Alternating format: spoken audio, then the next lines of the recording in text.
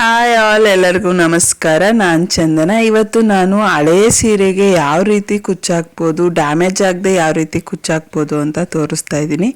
ಮೊದಲಿಗೆ ಈ ರೀತಿ ನಾನು ದಾರ ಯೂಸ್ ಮಾಡಬೇಕಾದ್ರೆ ಅದರ ಕವರ್ನ ಸೇಫಾಗಿ ಇಟ್ಕೋತೀನಿ. ಯಾಕಂದರೆ ನೆಕ್ಸ್ಟು ಇದೇ ಕಲರ್ ದಾರ ಬೇಕು ಅಂತ ನನಗನ್ಸಿದಾಗ ಅದರಲ್ಲಿರೋ ನಂಬರ್ನ ಹೇಳಿದರೆ ಸೇಮ್ ಕಲರ್ ನನಗೆ ಸಿಗುತ್ತೆ. ನೀವು ಈ ಟಿಪ್ನ ಯೂಸ್ ಮಾಡ್ಕೊಳ್ಳಿ ಅಂತ ಹೇಳ್ತಾ ನೆಕ್ಸ್ಟು ನಾನಿಲ್ಲಿ 87 ದಾರನ ತೊಗೊಂಡಿದ್ದೀನಿ. ಹಾಗೆ ಒಂದು ಸೂಜಿನ ತೊಗೊಂಡಿದ್ದೀನಿ.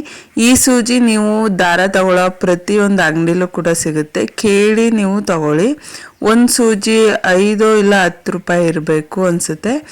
87 ದಾರ ತಗೊಂಡು ಅದು ಸರಿಯಾಗಿ ಸೂಜಿಗೆ ಅಡ್ಜಸ್ಟ್ ಆಗುತ್ತಾ ಅಂತ ನೋಡಿಕೊಂಡು ನೆಕ್ಸ್ಟು ಕುಚ್ಚಾಕೋಕೆ ಶುರು ಮಾಡಿದ್ದೀನಿ. ಇದು ಡಬಲ್ ಕಲರ್ ಆಗಿರೋದ್ರಿಂದ ಒಂದು ಕಲರ್ ಥ್ರೆಡ್ಡಲ್ಲಿ 5 ಕುಚ್ಚನ್ನ ನಾನು ರೆಡಿ ಮಾಡ್ಕೊಂಡಿದ್ದೀನಿ, ಚೆನ್ನಾಗಿ ಕಾಣಿಸುತ್ತೆ ಅನ್ನೋ ಇದರಲ್ಲಿ ಅಷ್ಟೇ.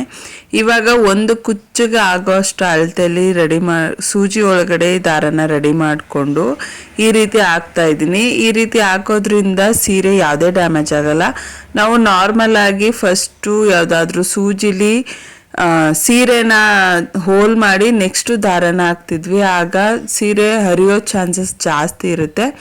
ಹಾಗಾಗಿ ಈ ಟ್ರಿಕ್ನ ಯೂಸ್ ಮಾಡಿ ನೀವು ಸೂಜಿಗೆ ದಾರನ ಅಡ್ಜಸ್ಟ್ ಮಾಡಿ ಈ ರೀತಿ ಕುಚ್ಚಾಕೋದ್ರಿಂದ ನಮಗೆ ತುಂಬ ಈಸಿ ಅನಿಸುತ್ತೆ ಮತ್ತು ಈ ಸೀರೆ ಕೂಡ ಯಾವುದೇ ರೀತಿ ಡ್ಯಾಮೇಜ್ ಆಗಲ್ಲ.